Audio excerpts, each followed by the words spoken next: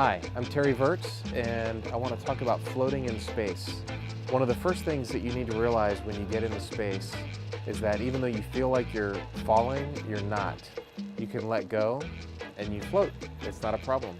It's something you really have to train your brain to think about.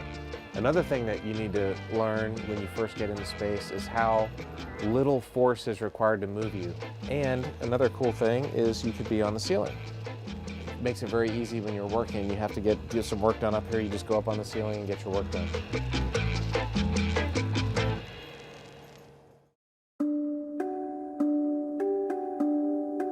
Our team of scientists is busy getting their experiment ready for launch. At the same time, NASA is preparing the space scientists who will operate the experiment aboard the International Space Station.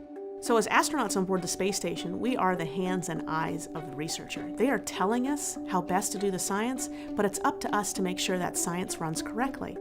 Astronauts train all over the world, including at NASA's Johnson Space Center in Houston, Texas. Here, they learn not just how to live in space, but also how to conduct science in microgravity. So many folks ask, how much training did you do before launching to the space station? And the answer is many years. So we train in a lot of big areas. Number one is systems on board the ISS, robotics, how to do spacewalks, and actually science itself. Now, we don't learn about a lot of the science experiments we're doing until we get up there, but what they are teaching us is scientific techniques. The techniques astronauts learn range from using tools like pipettes and microscopes in microgravity to operating scientific hardware aboard the space station. For example, we study combustion aboard the station because it behaves differently in microgravity. You wouldn't want fire to get free inside your home in space, though, so we've created special facilities to contain it. If it looks complicated, it's because it is. And it's just one of the pieces of equipment astronauts must master before they go to the space station. Hi, I'm Tracy Neff, and this is Sharon Ranke, and we're in PDL2 right now, and we're down here at JSC to do the fluids and combustion facility training for the combustion integrated rack and the fluids integrated rack. So basically, PDL2 is a mock-up of the US lab. Since 2008, we've been coming down and training all of the crew members who will do payloads on the space station. We've been training cosmonauts as well. How many crew do you think you've trained at this point? Probably 50, probably over 50 crew members we've trained. Today, Tracy and Sharon are back at work with a former student, NASA astronaut Mike Fincke.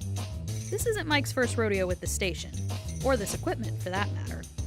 So back in 2008 and 2009, we were aboard the International Space Station when a space shuttle, STS-126, Chris Ferguson and crew, dropped off a whole big bunch of packages. And we carefully and slowly put it all together. But when it was all done, we had a brand new, ready, fresh out of the box combustion integration rack. And since then, our friends at Glenn Research Center here at NASA, we've been able to get some fantastic science about how things burn in space. Without gravity, without convection, things burn.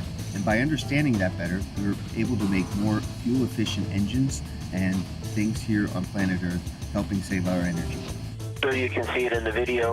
All the hoses are within the ring, and so they all fit in nicely, so they shouldn't interfere with us. Sounds great and looks great. Thank you. Well, a lot had changed in 11 years since he was up there, so he did get most of the information again, and it was a new experiment, so he hadn't seen that either. He did great. He's a quick learner. It's great to work with, very methodical, and good humor, which is always, we like to have fun when we're training. But the lab camera will be showing, we have and the camera. I will be like looking, and I'm gonna go slowly, and that would be your chance to say no.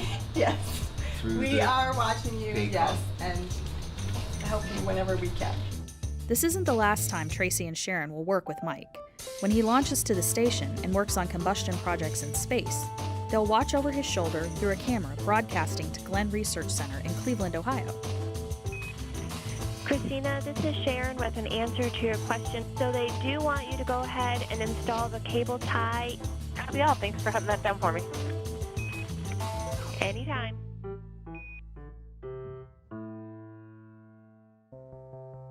Being able to operate and maintain the space station while conducting crucial research could get overwhelming.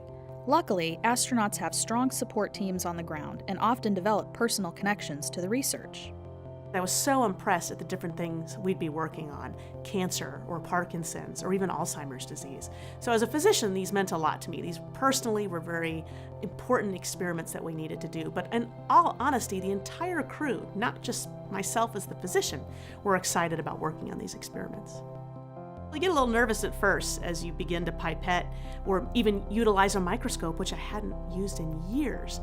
But you quickly learn because you realize how important it is to the science, and the investigators and scientists running you through all these experiments were fantastic and just walked us through every step of the way. Yeah, just keep us posted, but Drew and I are ready to continue ops. Good working with you guys today, and I'll see you soon.